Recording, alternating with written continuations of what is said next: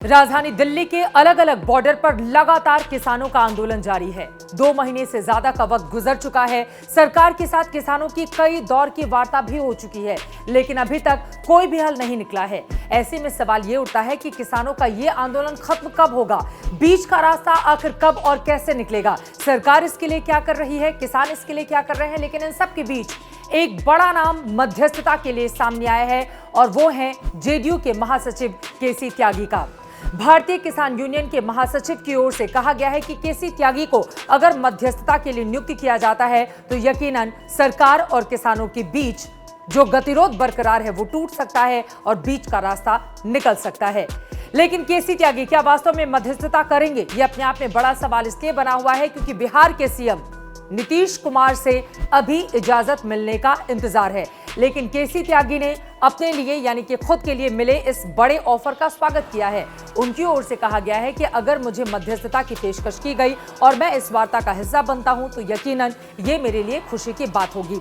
आखिर केसी त्यागी ही क्यों? दरअसल मौजूदा वक्त में किसान आंदोलन का चेहरा बन चुके राकेश टिकैत के राइट हैंड माने जाने वाले भारतीय किसान यूनियन के महासचिव धर्मेंद्र मलिक ने जेडीयू महासचिव केसी त्यागी का नाम सरकार और किसानों के बीच मध्यस्थता करने के लिए सुलझाया है। आपको बताते चले, गाजियाबाद के गांव मोरटा में जन्मे केसी त्यागी सक्रिय राजनीति में 9 अगस्त 1974 को आए, जिस दिन चौधरी चरण सिंह ने लोक दल की नींव रखी।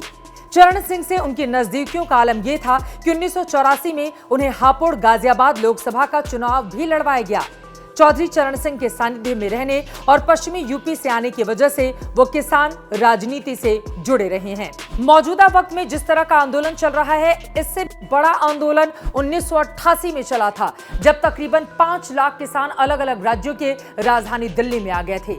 राजीव गांधी की उस समय सरकार थी और आपको बताते चले इस आंदोलन का हिस्सा केसी त्यागी भी थे। महेंद्र सिंह टिकैत की ओर से किसानों के मुद्दे पर इस आंदोलन का नेतृत्व किया जा रहा था। हालांकि केसी त्यागी उस समय जनता दल के साथ थे। केसी त्यागी के 1989 में हापुड़ गाजियाबाद सीट से जनता दल के टिकट पर चुनाव जीतकर संसद पहुंचने के बाद महेंद्र सिंह टिकैत के साथ उनके संबंध काफी मजबूत हो गए थे। इसके पीछे की एक बड़ी वजह यह रही कि गाजियाबाद के पूरे बड़े इलाके में टिकैत परिवार का दबदबा था और यहीं से चुनकर केसी त्यागी संसद भवन पहुंचे थे।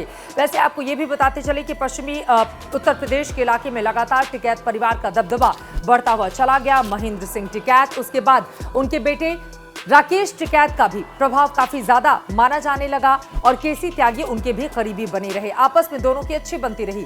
इसी वजह से किसानों के मुद्दे पर खासतौर से एमएसपी को कानूनी अमली जामा पहनाए जाने को लेकर केसी त्यागी ने सरकार से बिल्कुल अलग स्टैंड अख्तियार करके रखा है और वो इस मुद्दे पर किसानों के साथ खड़े हैं। यही करीबी एक बड़ी वजह है कि राकेश टिकैत के बेहद करीबी और उनके राइट हैंड माने जाने वाले शख्स की ओर से यानी धर्मेंद्र मलिक ने केसी त्यागी का नाम सुझा दिया है। वैसे केसी त्यागी चाहते हैं कि नीतीश कुमार, शरद पवार और प्रकाश सिंह बादल जैसे नेताओं की समिति बने जो सरकार और किसान के बीच मध्यस्थता करने में अहम भूमिका अदा करे। इसके अलावा उनके मन में रक्षा मंत्री राजनाथ सिंह का भी नाम है। किसान सरकार के बीच मध्यस्थता के लिए केसी त्यागी ने अकाली दल के संस्थापक प्रकाश सिंह बादल का नाम सुझाया है ताकि उनके जरिए पंजाब के किसानों को साधा जा सके। वैसे किसानों के मुद्दे पर ही अकाली दल एनडीए से अलग हुई थी। दूसरा नाम आता है शरद पवार का, जिसका नाम केसी त्यागी की ओर से सुझाया गया है। शरद पवार बड़े नेता हैं महाराष्ट्र के, पूरे देश में उनकी अच्छी छवि है। इसके साथ ही आपको बताते चले यूपीए सरकार के दौरान वो कृषि मंत्री भी रहे थे और किसानों के मुद्दे पर हम सब ने देखा कि किस तरह से उन्होंने अपनी बेबाक राय रखी।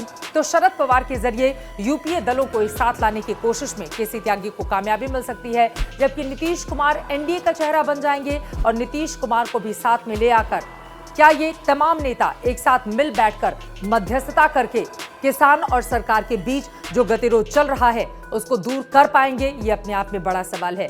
सुझाव कई हैं, लेकिन इन सुझावों पर क्या अमल किया जाएगा ये देखना होगा काफी ज्यादा महत्वपूर्ण।